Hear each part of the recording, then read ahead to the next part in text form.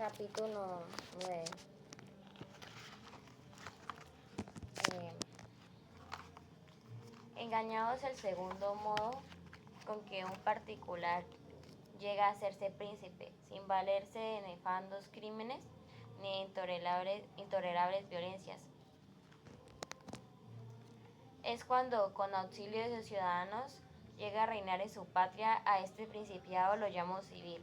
Para adquirirlo no hay necesidad alguna de cuánto el valor o la fortuna pueden hacer, sino más bien de cuándo una acertada astucia puede combinar.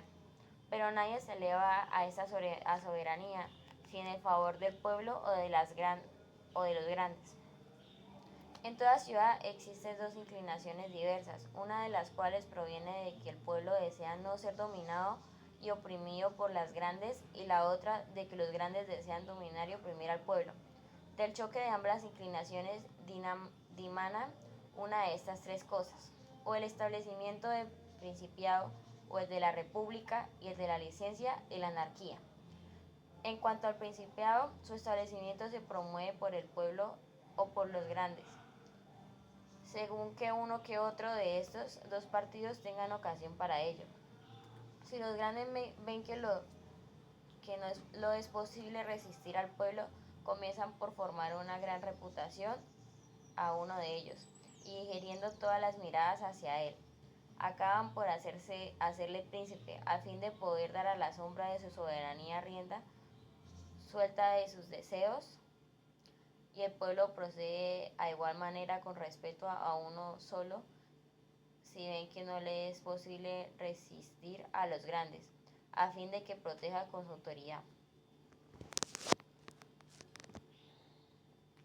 El que consigue la soberanía con el auxilio de los grandes se mantiene con ella con más dificultad que el que consigue el del que el que consigue con el del pueblo, porque desde que es príncipe se ve acercado de muchas personas que se tienen por iguales a él. No pueden mandarlas y manejarlas a su discreción, pero el que consigue la soberanía con el auxilio del pueblo se halla solo en su exaltación, y entre cuantos le rodean no encuentra ninguno, o encuentra poquísimos, que no estén prontos a obedecerle. Por otra parte, es difícil con decoro y sin agraviar a los otros contentar los deseos de los grandes, pero se contentan fácilmente los del pueblo, porque los deseos que estos llevan un fin más honrado que el de los grandes. En atención a los grandes quieren oprimir el pueblo, solo quieren no ser oprimidos. Añades a lo dicho que si el pueblo es enemigo del príncipe, ese no se verá jamás seguro, pues el pueblo se compone de un número grandísimo de hombres, y mientras que siendo poco numerosos los grandes, es posible asegurarse de ellos más fácilmente. Lo peor que el príncipe puede temer, lo peor que el príncipe puede temer de un pueblo que no le ame, es ser abandonado por él. Pero si les son contrarios los grandes, deben temer no solo verse abandonados, sino también atacados y destruidos por ellos, que teniendo más previsión y más astucia que el pueblo, emplean bien el tiempo para salir del apuro y solicitan dignidades de aquel que esperan ver sustituir al príncipe reinante. Además, el príncipe se ve obligado a vivir siempre con un mismo pueblo, al paso que le es factible obrar sin unos mismos más grandes, puesto que en su mano hacer otros nuevos y deshacerlos todos los días, como también darles crédito o quitarles el que gozan cuando le vengan en gana. Para aclarar más lo relativo a los grandes, digo que deben considerarse en dos aspectos principales: o se conducen de modo que se unan en un todo con la fortuna, o proceden de modo que se pasen sin ella.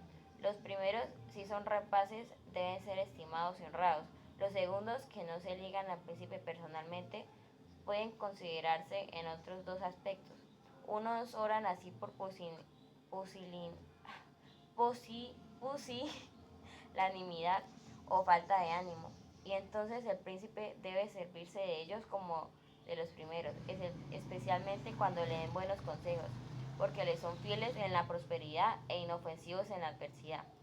Pero los que oran por cálculo y por ambición manifiestan que piensan más en él que en su soberano. Y ese debe prevenirse contra ellos y mirarlos como enemigos declarados, porque en la adversidad ayudarán a hacerle caer. Un ciudadano, llegado a príncipe por el favor del pueblo, ha de tener a conservar su efecto, lo cual es fácil, ya que el pueblo pide únicamente no ser oprimido, pero el que llegó a ser príncipe con el auxilio de los grandes y contra el voto del pueblo, ha de procurar conciliárselo, tomándolo bajo su protección. Cuando los hombres reciben bien de quien, no esperan más que el mal, se apoyan más y más en él. Así el pueblo sometido por un príncipe nuevo, que se erige en bienhechor,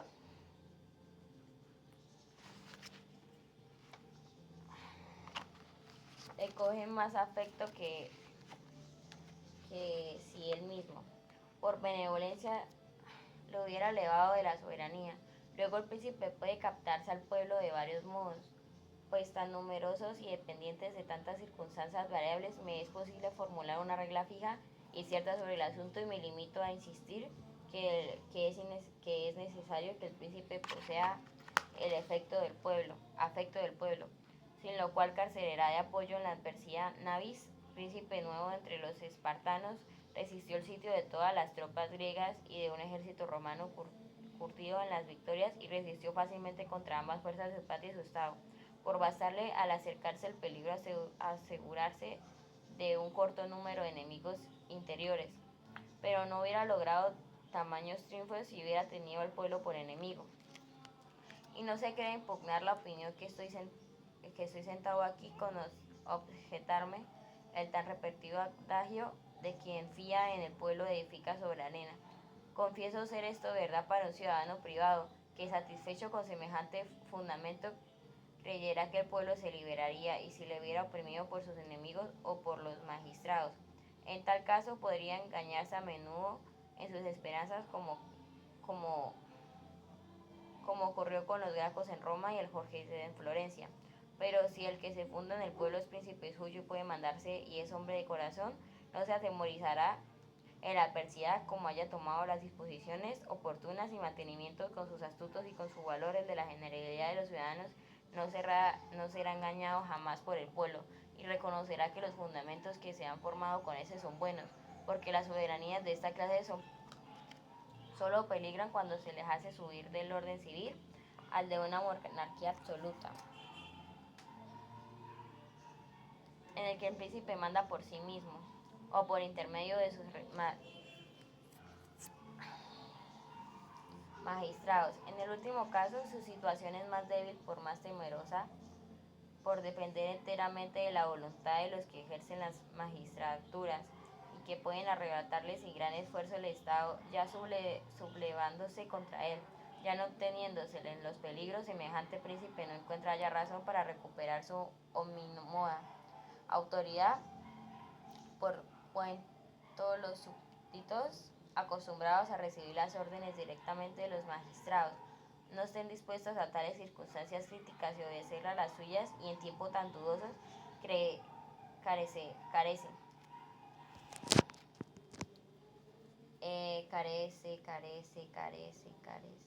siempre de gentes en quienes puede fijarse. No se halla en el caso de los momentos pacíficos en que los ciudadanos necesiten del Estado, porque entonces todos se mueven, prometen y quieren morir por él, en atención a que ven la muerte remonta. Pero en épocas revueltas, cuando el Estado más necesita de los ciudadanos, son poquísimos los que se secundan, y la experiencia es tanto más peligrosa que cuando no cabe hacerla más que una vez. Por ende, un soberano prudente debe imaginar un método por el que sus gobernandos tengan de continuo, en todo evento y en circunstancias de cualquier índole, una necesidad grandísima de su principado. Es el medio más seguro de hacerlos fieles para siempre.